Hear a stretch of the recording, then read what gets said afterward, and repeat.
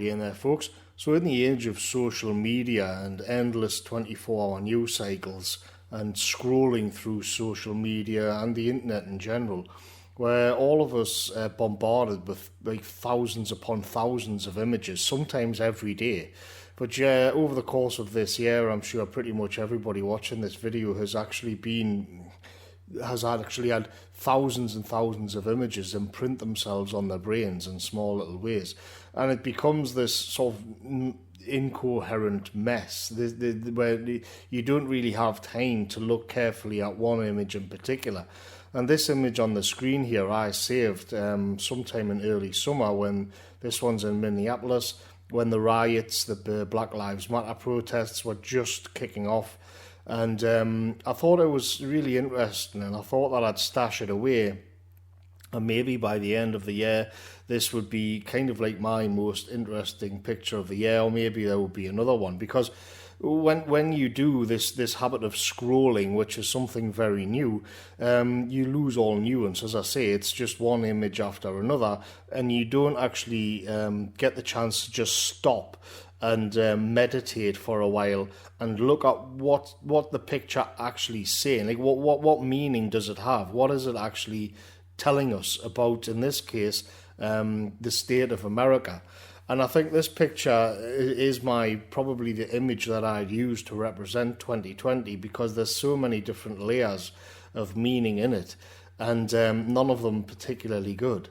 And let's just start off with the obvious as a sort of brief description. You have a liquor store, a standard business, which is on flames, and then you've got the Black Lives Matter protester in the foreground. The American flag is upside down, and then we can see above the shop, it looks like telephone lines are on fire. And it all adds up. When we begin to think of what's going on behind that, what led to all this was the murder of, or the killing of George Floyd by the police, the backlash to that through the media, but then even behind that you have another layer of social justice and racial politics in America, and it all came to fruition in this media. Like, it all burst apart. But you see, the strange thing is, we'll just see the superficial. We'll see the end result of it, and not what's led to this, not what's behind it, and not what it actually means. And all of this is happening at the same time that you've got the COVID pandemic, supposedly at any rate, but that was also a media-driven story, as was the Black Lives Matter protests. And I just think it's interesting that when you look at the shop, it isn't, and I've actually looked that up, the owner was a white man called Steve Croisen, and he'd been building this his business up since 1986, I believe, and then it's completely covered in graffiti from Antifa and Black Lives Matter, all kinds of slurs and abuse on them, and then they've just torched his business to the ground. Now, where this gets interesting, I think, is when we go back again and we remember that this was primarily a media-driven event. The American media almost explicitly cheered all of this on and encouraged it. And yet, who is it that's the big loser? Well, the big loser is just the kind of the average white guy who worked hard and kept his nose down. It's the man who kind of genuinely tried and believed in the American dream. He's the one whose business he's sunk endless hours of work and effort and time into. He is now burned out, but by these protests, which are mainly the product of the mass media in America.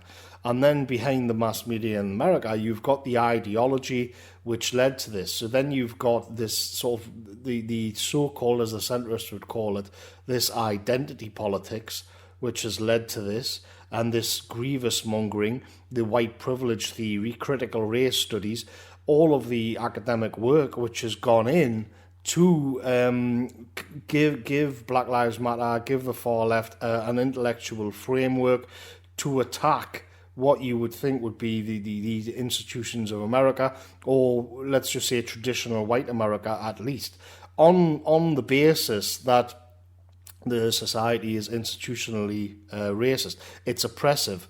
But here's where we get to the strange paradox, because it's all of the powerful institutions which were, whether it's first of all in the universities and in academia, and then that goes up into the media, and then the media sort of facilitate this, they encourage this behaviour, in my opinion. That was just obviously the case. And then when there was violence, they also played it down. So the institutions, which are supposedly oppressive and inherently racist, it's obviously not the case, because of the way first of all the institutions come up with the ideologies, the authority then comes up with the ideologies, and then the other institutions draw on the ideologies brought in by academia to then encourage the actual violence on the streets, or reframe it in that way.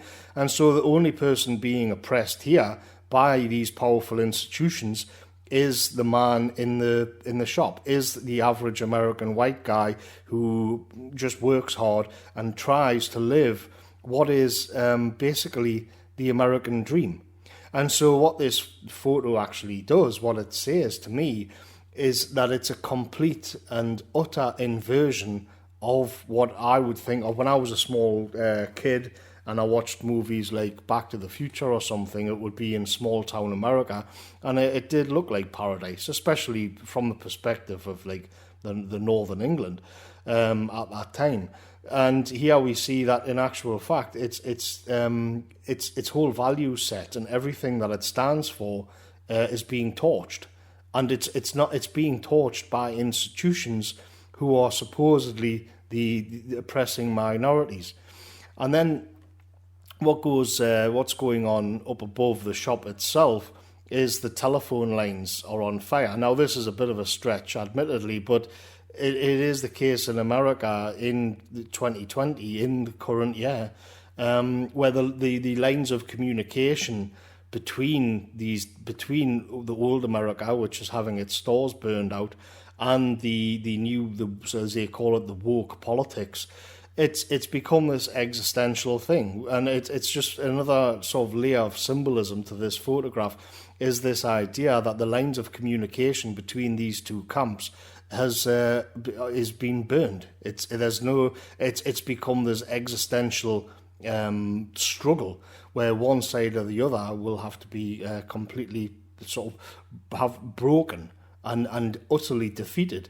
And when you look at the institutions, whether it's the media and again the academia, the cultural Marxists, as they say, they are at war with, here we see, Middle America. And so it's no surprise that Middle America rally behind Donald Trump. Now, whether or not and what he can do for them, that's for a different video. We'll just stick with what's on the screen here and what it has to say. And then what we have at the end, in the foreground, is the Black Lives Matter protester himself.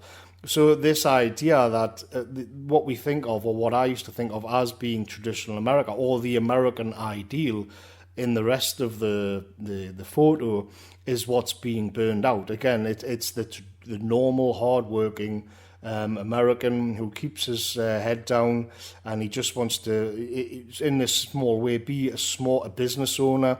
He wants to be free of the government. He doesn't want to have the government in his face, and he wants to be. It's this small capitalism, and this is what's being destroyed. And so, just as yet another layer of symbolism to this photograph, is the protester himself, who, that could be a Molotov cocktail or just a bottle of wine or something, that's hard to tell.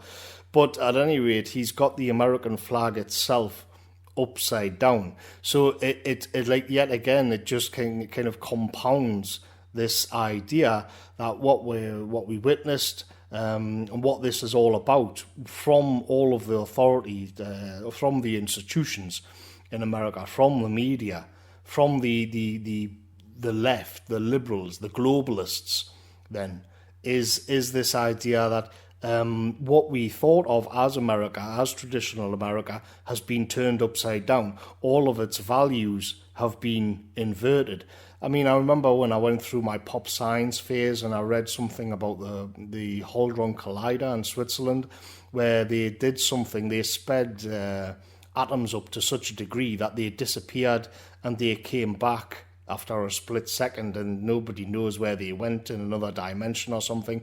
And when they came back, all of its properties were inside out. All of the negatives were positives and things like that. And so that's kind of like what we have. And we have where the American flag is itself upside down.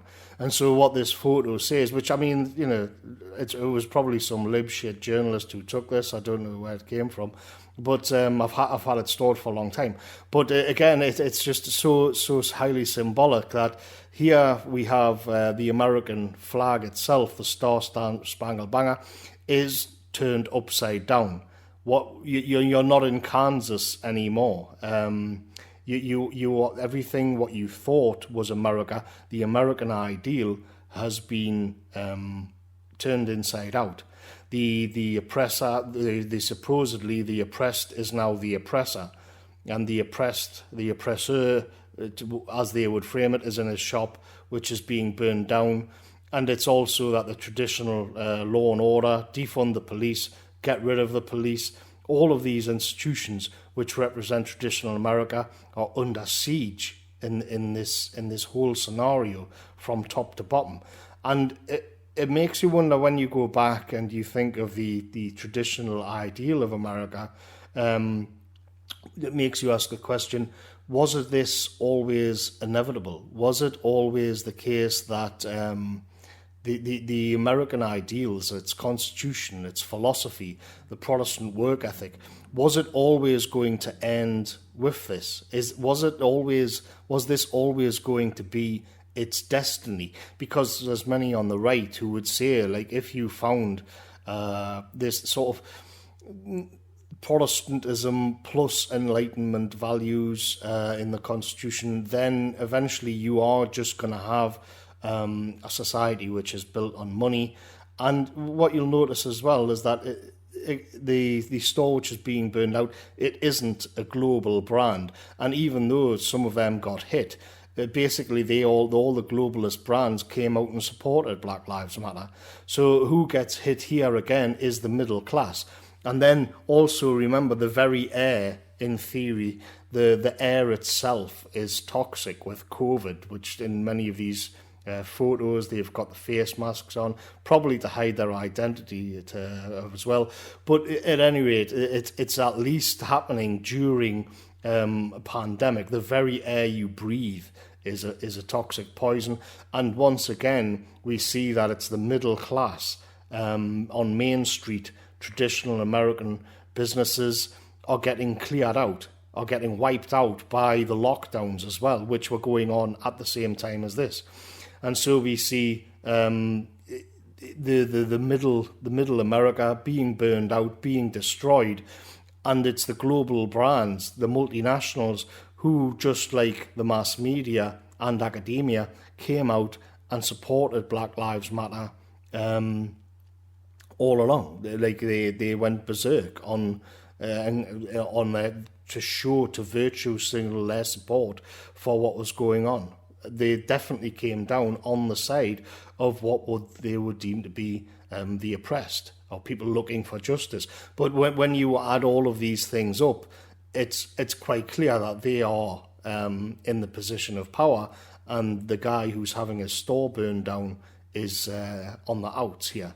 But then those brands themselves, like, how did they become so all powerful? These globalist monopolies, these giant corporations, did they themselves not start off as just a small brand which got successful and then sought to just increase their revenue, increase their reach, increase their influence, until eventually they become these behemoths?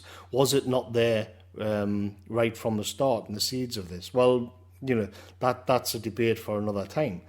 But I just thought it's a very interesting photo to meditate on, and you can you can actually do so much more, and you can actually get so much more some of these images if you just don't scroll past them all, where they leave this like superficial impression on your mind.